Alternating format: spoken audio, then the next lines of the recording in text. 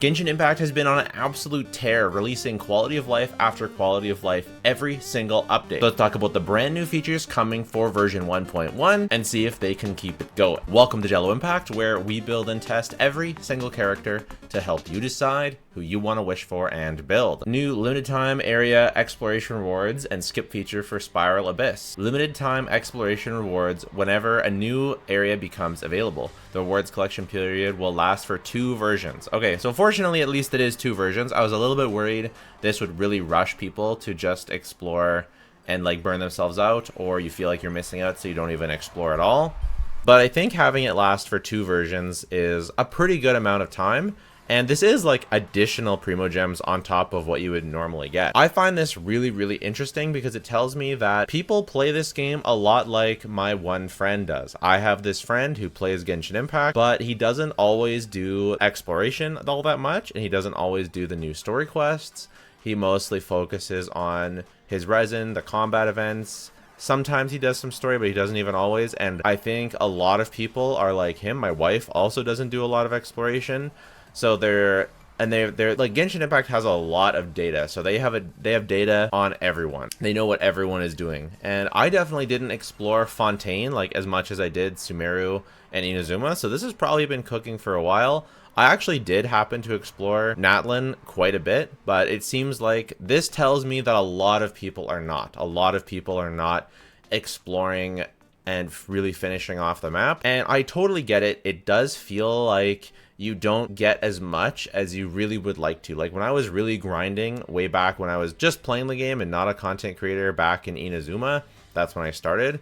I was feeling like, yeah, I was grinding and getting some wishes, but it is a grind to get a character from wishes. So to get 400 Primo Gems, like, yeah, that's not crazy. Like, that's not a absolute massive amount, but that definitely gives you something extra to work towards, a decently big bonus. I would have personally liked to see a full wish for each of these, but I guess 100 Primo Gems, you know, it's definitely better than nothing. 400 Primo Gems, that's like three wishes to be exact, and Ixnay on the wishing for more wishes. No, actually that isn't even 3. 160 times 2, it's like 2.5 wishes. This is the power of the absolute power of multiple currencies and confusion. But hey, no one's going to complain about an extra few wishes. 400 Primo Gems, that's a lot of chests that you have to open to get 400 wishes, to get 400 Primo Gems. So on top of everything, like, it all adds up. It's all in a little bit of spurts, but it all adds up. This is a good thing, and I think it will encourage people. 80% is pretty high, but at least for 60 and 40, you know, I can see it. And complete, what does this say? Complete between pledge, forget it. I don't even know what that means. And then for those of us that have already completed it, we'll be able to claim it right away. Excellent. The limited time rewards for the 5.0 Archon quest will no longer be available on October 8th. So that is a couple more weeks. So you guys have a couple more weeks to get that. Optimized Spiral Abyss experience. You'll be able to use the skip feature. Meeting the conditions, quickly skip to specific floors. So if you cleared with 12 stars, you can claim rewards for 9 and 10 immediately. This is just like they have in Star Rail. Very good change. Floor 9 and 10 are a joke. Once you can clear floor 12, 9 and 10 are an absolute joke. And same with 9 clearing floor 11. I 100% agree with this. It just feels like 9 and 10 just feels like a chore to get to 11 and 12. 11 goes back and forth. Sometimes it feels like a chore. Sometimes it's like really easy, but sometimes it's actually kind of challenging. So I definitely agree with what they've done.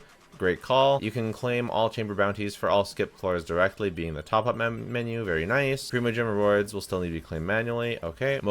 Open multiple artifact chests in one go to repeat the repeat operations required. That's nice. Not gonna spend too long on that. That's fine. Optimized character building experience. Have you found yourself having to constantly switch between different screens while building characters and collecting materials, making the whole process a real headache? Actually, yeah, I have found that. Remembering how many exact things I need to craft to level up the character, have to go back and forth in and out of it, is pretty annoying.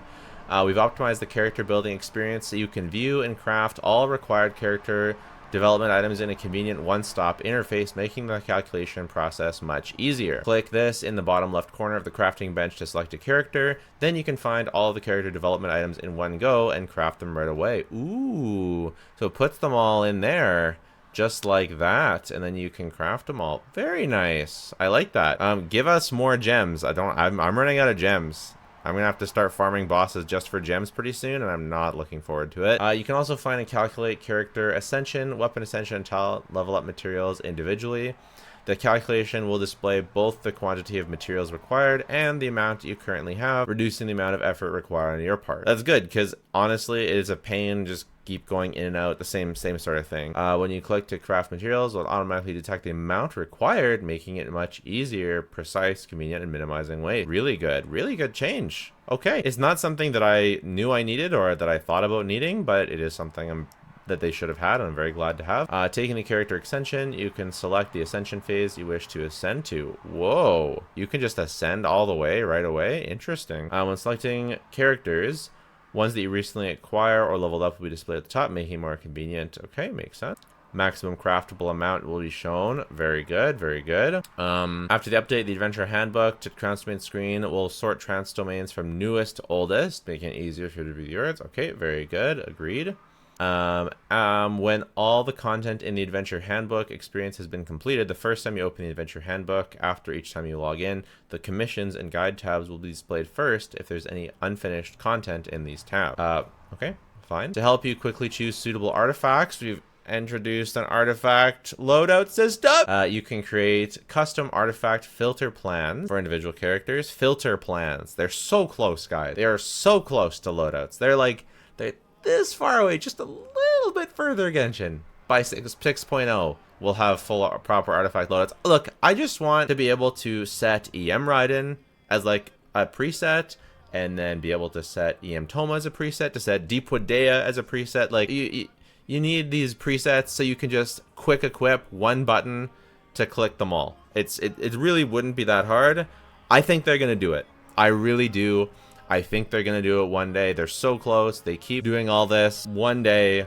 When you acquire new artifacts and re-enter the page, the newly obtained artifacts will also be sorted. Okay. I don't think I'll use this. I don't really use the filters. It takes too long. The only time I use the filters... Well, I mean, I do use the filters, but I'm not going to, like, have custom filters for each character. That just sounds... No. But I do just want a custom, quick little preset. Deepwood Dea, Tenacity Dea, you know, the new Natlan artifact set Dea, because a lot of these characters are using really niche and weird artifact set, and yeah, one tap to switch between them would just be nice. It's not, because at this point it's not even about not wanting to farm a specific set for each character. I just want to be able to switch between the sets that characters can use, because different teams will use different sets. And like also even Xiangling, like I want to have a Xiangling a Raiden build with less ER, and then a non-Raiden build for more ER. I want that for my Yelan as well. I need a Farina, you know, a Raiden build for Farina where she's using her signature and a different weapon, and then a generalist build where she's using Favonius and more ER, that kind of thing. Be able to see the selected affixes, blah, blah, blah. And this brings the latest session of developers discussion to an end. Okay, I mean, I think this was a bit smaller of one. It's nice, and the level up thing is nice. But we just had absolute massive improvement with 5.0, so I'm not super surprised that this one is a bit smaller. Remember that I'll link it down below. We're giving away Shalonen on Tactor, so read down below to learn exactly how that giveaway works. And on top of that, we're going to be live streaming the new update, which is happening this Friday. Friday morning for me. It might be a different time for you guys, but we're going to be live streaming the new 5.1 update. Gonna be awesome. Let me know your thoughts on the new updates. Take care. Bye for now.